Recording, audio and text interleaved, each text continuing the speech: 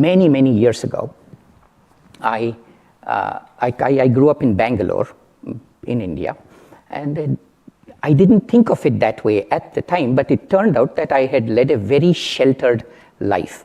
For the first 22 years or so of my life, my diet was very limited. I didn't think so at the time. I thought I had 10 different dishes. I just didn't know that there were 1,000 different dishes in the world. I jumped on a plane, came to Paris, and then to New York, and to Kansas City, and eventually to a city called Manhattan, Kansas. And everything was different. Okay, the food was completely different. Being a vegetarian in the 90s in Manhattan, Kansas, it's a little bit of a challenge. And you had to incorporate cheese into your diet. And until then, I had had cheese about 4 times in my entire life. It just, back in the 90s, it just, if you were of a certain, shall we say, social status, cheese just wasn't the thing that you ate. It's an unfamiliar food. People talked differently. The weather was different. It was so much colder. The coffee was different. In India, you have very strong coffee, and you put a whole bunch of milk on it. Then you put a little bit of sugar, and the coffee has chicory blended in it. So the whole thing tastes different. And I came to the US. My first coffee I had was in a Greyhound bus stand in Kansas City, which is not a very refined form of coffee. And it didn't get too much better than that, to my taste.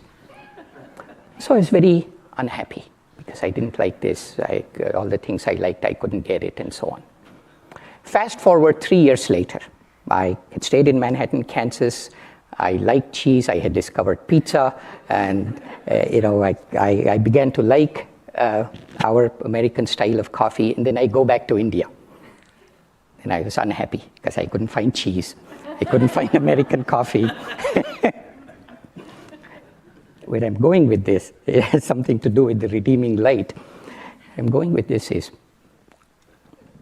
when we invest a lot of energy into temporary likes and dislikes, we become very vulnerable to unhappiness because it can change like that. In my experience, clearly there is nothing inherently satisfying about Indian coffee or American coffee. It just happens to be what I have chosen to like or dislike in this particular moment. So this is the problem with outer light, with outer locus of identity. If it becomes external, I heard it somewhere on TV last week. If my locus of identity becomes external, then there is equal parts light and shadow. I don't get the whole thing, because when I try to understand it, the ego, my sense of I, in the form of likes and dislikes, casts a big shadow. Whatever's coming off the ego is completely invisible to me. Everybody else sees it, but I don't see it, right? So this is why it's so much easier to criticize others instead of knowing what's going on with yourself. It's the same light and shadow thing. The outer light just doesn't cut it.